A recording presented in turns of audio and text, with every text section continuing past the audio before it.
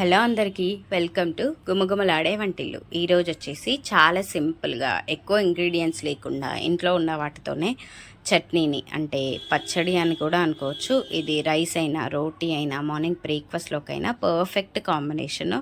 ఒక్క చట్నీ ఇలా ప్రిపేర్ చేసుకున్నారు అంటే ఫ్రీగా ఉంటుంది. దీనికోసం ముందుగా స్టవ్ ఆన్ చేసి స్టవ్ పైన ఒక ప్యాన్ పెట్టేసుకొని 1 టేబుల్ స్పూన్ వరకు ఆయిల్ వేసేసుకోండి. ఆయిల్ కాస్త హీట్ అయిన తర్వాత 1/2 టీ స్పూన్ వరకు జీలకర్ర వేసుకోండి. జీలకర్ర వేస్తేనే మనకి టేస్ట్ అనేది బాగుంటుంది. ఇప్పుడు ఈ జీలకర్ర కూడా కాస్త ఫ్రై అయిన తర్వాత ఇప్పుడు ఇందులోనే 6-7 పచ్చిమిరపకాయలని ఇలా మధ్యలో చుంచి వేసుకోండి. ఇలా మధ్యలో చుంచి వేయడం వల్ల మనకి ఆయిల్లో పచ్చిమిరపకాయలు వేసినప్పుడు పేలవన్నమాట. ఇప్పుడు ఇవి ఒక 2 నిమిషాల పాటు బాగా ఫ్రై చేసుకోండి.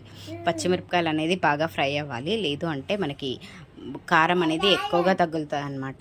ఇప్పుడు ఇందులోనే ఒక గుప్పెడు పల్లీలను కూడా వేసి ఈ పల్లీలు కూడా బాగా ఫ్రై అయినంత దాకా ఒక 2 నిమిషాలు బాగా ఫ్రై చేసుకోండి.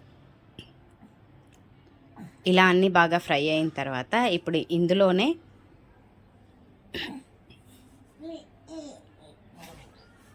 ఒక పెద్ద సైజు ఆనియన్ని ఇలా సన్నగా ముక్కలుగా కట్ చేసి వేసుకోండి. మీరు ఒకవేళ చట్నీ ఎక్కువగా కావాలి అనుకుంటే పచ్చిమిర్చి క్వాంటిటీని ఆనియన్ క్వాంటిటీని పెంచుకోవచ్చు. మనం ఆనియన్ క్వాంటిటీ పెంచుకుంటే మనకి చట్నీ అనేది ఎక్కువగా వస్తుంది అనమాట. ఇప్పుడు ఇందులోనే ఒక చిన్న రెబ్బ చింతపండు, ఒక రెబ్బ కరివేపాకు వేసి ఈ కరివేపాకు బాగా ఆయిల్లో ఫ్రై అయ్యేలాగా ఒక 2 నిమిషాలు ఫ్రై చేసుకోండి.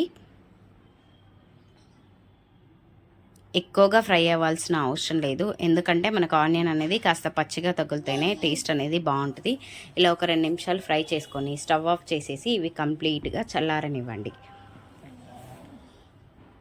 ఇలా ఒక 5 నిమిషాల తర్వాత మనం వీటిని మిక్సీ జార్లోకి ట్రాన్స్ఫర్ చేసేసుకొని మిక్సీ పట్టేసుకోవడమే. కాకపోతే మీరు ఈ స్టేజ్లోనే మీ దగ్గర ఉంటే వెల్లుల్లిని వేసుకోవచ్చు, లేదు అంటే కొంచెం అంతా అల్లం వెల్లుల్లి పేస్ట్ వేసుకోండి. అది కూడా లేదు అంటే స్కిప్ చేయొచ్చు, అయినా టేస్ట్ అనేది బాగుంటుంది. ఇప్పుడు టేస్ట్కి సరిపడేంత సాల్ట్ వేసేసుకొని కోర్స్గా మిక్సీ పట్టేసుకున్నాము అంటే అంతే, మనకి చట్నీ అనేది రెడీ అయిపోయినట్టే.